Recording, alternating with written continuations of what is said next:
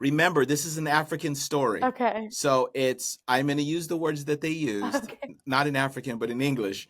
But it's not a traditional story. So you got to think of their mindset, African. Okay. So there was a farmer out in the field, and he heard along the tree line, he heard rumbling, and then a snake came out of the tree line, and the snake's like, "Farmer, please, can you help me? There's some men who are hunting me, and they'll kill me." And he does the same. He does this whole story about how he has a family and his life. Woe is me, and please help me. And he appealed to the farmer's heart. So what the farmer did was, the farmer pulled down his pants and he squatted down, and he let the snake crawl up his butt. It literally says that, right? Crawled up his butthole. Oh my You can gosh. look up the story. It's called The Snake and the Farmer. So he lets the snake crawl up there, right? Then the hunting guys come. They go, "Hey, farmer, have you seen this snake? Have you seen this snake? Blah blah blah long." Farmer's like, "Nah, snake. No, but if I do, I'll let you know if I see a snake." They're like, "Okay," and they pass on. So then the guy's like, "All right, I saved you, snake." So he pulls down his pants and squats. "Go ahead and get out." The snake was like, "No, man, it's nice and cozy in here in your stomach, and there's food, there's everything I need. I think I'm sticking around." So the snake's in there eating, living it up, spilling his poison on accident when he's biting things, and it's making the farmer sick, and the farmer doesn't know what to do. So then, the farmer's just miserable. And then this white crane shows up, and the crane shows up and asks the farmer, "What's going on, dude? Why are you holding your stomach? And why is your stomach so big?" The snake goes, "Dude," and he tells him the story about the snake and with the people chasing the snake and being friendly to the snake, getting double crossed, and now the snake's in his stomach and won't get out. And he goes, "Well, I got an idea." And the farmer goes, "Shh, shh, shh. He can hear you. So you have to whisper it in my ear." So the crane whispers, "Hey, man, what I'll do is this. Um, I'll put some poop behind you, and some flies will come and gather around the poop, and then you squat down by it, and the snake will want to eat the flies, because snakes love flies, or that type of snake.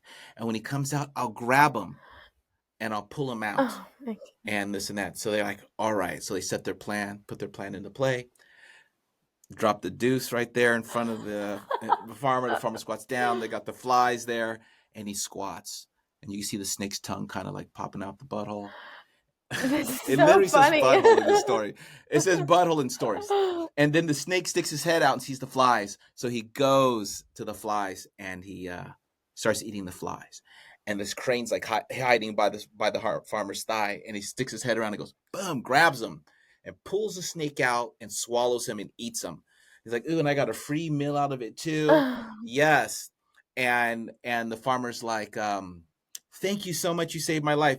The crane said, "Hey, no problem."